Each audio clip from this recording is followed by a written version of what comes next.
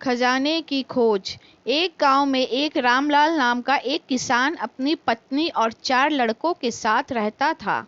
रामलाल खेतों में मेहनत करके अपने परिवार का पेट पालता था, लेकिन उसके चारों लड़के आलसी थे, जो गांव में वैसे ही इधर-उधर घूमते रहते थे।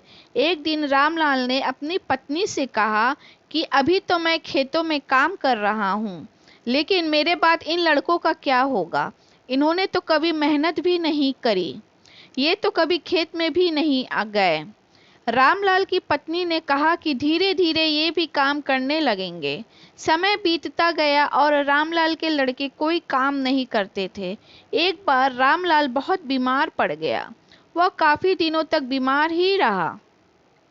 उसने अपनी पत्नी को कहा कि वह चारों लड़कों को बुला कर लाए। उसकी पत्नी चारों लड़कों को बुलाकर लाई। रामलाल ने कहा, लगता है कि अब मैं ज्यादा दिनों तक जिंदा नहीं रहूंगा।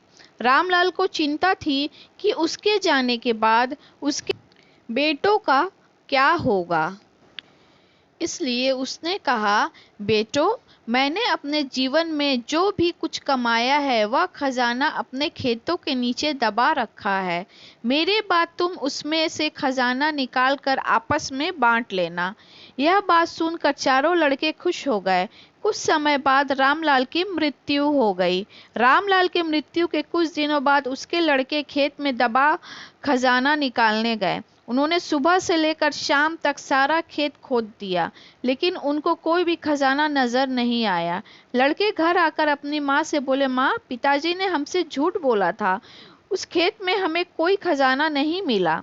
उसकी माँ ने बताया कि तुम्हारे पिताजी ने जीवन में यही घर और खेत ही कमाया है, लेकिन अब तुमने खेत खोद ही दिया है तो उसमें बीज बो दो। इसके बाद लड़कों ने बीज बोए और माँ के कहने अनुसार उसमें पानी देते गए। कुछ समय बाद फसल पक कर तैयार हो गई, जिसको बेचकर लड़कों को अच्छा मुनाफा हुआ, जिसे लेकर वो अपनी माँ के पास पहुँचे। माँ ने कहा कि तुम्हारी मेहनत ही असली खजाना है, यही तुम्हारे पिताजी तुमको समझाना चाहते थे। सीख: हमें आलस्य को त्याग कर मेहनत करना चाहिए। मेहनत ही इंसान की असली दौलत है।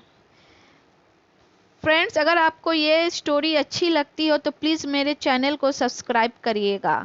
मेरे चैनल में आने के लिए आप सभी को धन्यवाद।